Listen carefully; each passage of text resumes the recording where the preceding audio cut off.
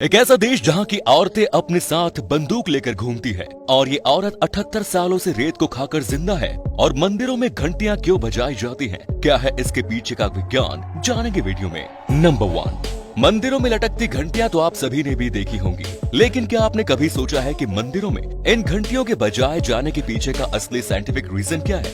तो जैसे ही इस घंटे को बजाया जाता है उस समय उसमें से निकलने वाली कंपन की आवाज लगभग 7 सेकंड के लिए हमारे मस्तिष्क में एक खास तरह की वाइब्रेशन को उत्पन्न करती है, जिससे हमारे सारे विचार पूरी तरह से खत्म हो जाते हैं और हमारा माइंड एकदम क्लियर हो जाता है। ये हमारे फोकस के साथ साथ कंसंट्रेशन को भी बढ़ाता है। घंटी से निकलने वाले आवाज की वजह से हमारे लेफ्ट और राइट ब्रेन के बीच में एक संतुलन स्थापित होता है। इतना ही नहीं, इससे निकलने वाली आवाज शरीर के 7 चक्रों को भी एक्टिवेट कर सकती है। वैसे क्या आप इसके बारे में जानते थे? कमेंट्स में जरूर बताएं। नंबर 2, अगर खाने की चीज में रेत का एक भी कण आ जाए तो खाने का मजा ही खराब हो जाता है, लेकिन वाराणसी में रहने वाली कुसुमावती नाम की इस महिला की तो खुराक ही रेत है। जी हाँ, ये अपना सारा दिन रेत को खाकर गुजार देती है। कुसुमावती जब 15 साल की थी तो अचानक से एक दिन उनके पेट में काफी तेज दर्द होने लगा, जिसके बाद उन्हें एक वैद्य ने दूध में रेत मिलाकर खाने के लिए कहा। इससे उनके पेट का वो दर्द खत्म तो हो गया, लेकिन उन्हें रेत की खाने की ऐसी लत लग गई कि आज 78 साल की उम्र में भी वो दिन में करीब 1 किलो रेत तक खा जाती है। हैरानी की बात तो यह है कि पिछले 63 सालों से लगातार रेत खाने के बावजूद भी वो पूरी तरह से स्वस्थ है। जिस उम्र में लोगों की कमर तक झुक जाती है, कुसुमावती की आंखों पर तो चश्मा तक भी नहीं चढ़ा। इतना ही नहीं, इस उम्र में भी वो अपने खेतों के साथ साथ घर का भी काम संभाले हुए है। डॉक्टर भी हैरान है कि रेत का उनके शरीर पर कोई बुरा असर कैसे नहीं हुआ। नंबर 3, मॉडर्न साइंस ने इंसानी जीवन को नई उपलब्धियों तक पहुंचा दिया है। अब जरा इस मिनी कंप्यूटर को ही देख लीजिए, जो कि आकार में एक चावल के दाने से भी छोटा है। इस कंप्यूटर का आकार 0.3 मिलीमीटर है, लेकिन इतना छोटा होने के बावजूद भी ये कंप्यूटर बड़े ही काम की चीज है। डॉक्टर इसकी मदद से कैंसर जैसी खतरनाक बीमारी का भी पता लगा सकते हैं। इतना ही नहीं, ये कंप्यूटर तो इन खतरनाक बीमारियों के इलाज में भी सहायक साबित हो सकता है। साइंटिस्ट लगातार इस कंप्यूटर को कैंसर समेत कई खतरनाक बीमारियों के इलाज के लिए उपयोगी मानने लगे हैं।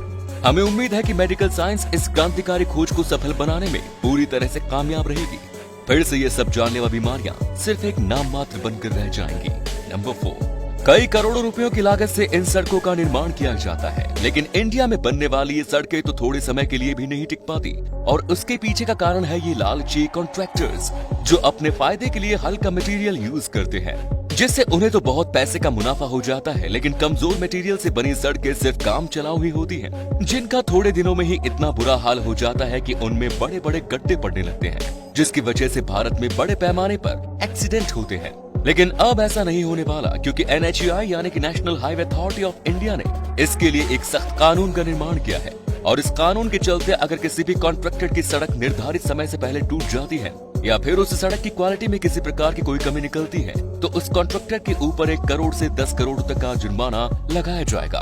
और अगर उसकी बनाई गई उस सड़क में मौजूद गड्ढे की वजह से किसी का एक्सीडेंट हो जाता है तो उस कॉन्ट्रैक्टर का लाइसेंस भी कैंसिल कर दिया जाएगा। वैसे आपकी इस नियम के बारे में क्या राय है? कमेंट्स में जरूर बताएं। नंबर 5, दोस्तों, अगर आप इजराइल में जाते हो तो आपको वहाँ की औरतें सड़कों पर ऐसे बंदूक लिए घूमती दिखाई देंगी। बाकी देशों की तरह यहाँ की औरतें भी फैशनेबल तो है ही, लेकिन साथ ही ये अपने साथ M16 जैसी खतरनाक असॉल्ट राइफल्स लेकर ही घर से बाहर निकलती है।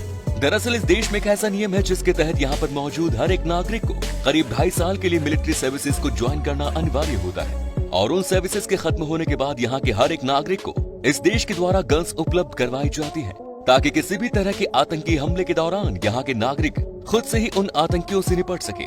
बस इसी वजह के चलते यहाँ की लड़कियाँ अपने साथ सड़कों पर घूमते समय भी बंदूक लेकर चलती है। नंबर 6, रेलवे क्रॉसिंग के बारे में तो आप जानते ही होंगे, जहाँ से रेल की पटरियों का कांटा बदलकर ट्रेन का रास्ता बदल दिया जाता है। लेकिन क्या आपने कभी डायमंड क्रॉसिंग को देखा है? नागपुर में स्थित इस अनोखे रेलवे क्रॉसिंग को डायमंड क्रॉसिंग के नाम से जाना जाता है, और इस डायमंड क्रॉसिंग की खासियत ये है कि ये भारतीय रेलवे की सभी लाइंस यानी कि ईस्ट, वेस्ट, नॉर्थ और साउथ को आपस में जोड़ता है।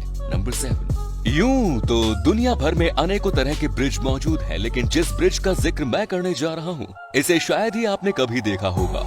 सीमेंट और लकड़ी के ब्रिजेस तो आपने बहुत से देखे होंगे, लेकिन पेड़ की रूट्स से बना ब्रिज पहली बार देखेंगे। मेघालय की शिलांग नदी के ऊपर बना ये लिविंग रूट ब्रिज वहाँ के स्थानीय लोगों की चतुराई और समझदारी का जीता जागता नमूना है। अधिक बारिश वाला प्रदेश होने के कारण सीमेंट के पुल तो यहाँ कुछ साल भी नहीं टिक पाए, तो यहाँ के तेज दिमाग महानुभावों ने इसका उपाय ढूंढा और ये पुल तैयार करने शुरू किए। रबर फिग ट्री की रूट्स से बने इन ब्रिजेस को पूरे तरीके से रेडी होने में कम से कम 20 से 30 साल का समय लग जाता है, लेकिन एक बार जब ये पूरी तरह से बन जाते हैं तो कम से कम 500 सालों तक इनका कुछ नहीं बिगड़ता। वाकई में क्या जबरदस्त फ्यूचर प्लानिंग है। अगर ये वीडियो अच्छी लगी तो इसे शेयर करना ना भूलें और ऐसे ही और भी अमेजिंग वीडियोस को लगातार देखते रहने के लिए यूनिवर्स एडवेंचर के साथ जुड़े रहिए। धन्यवाद।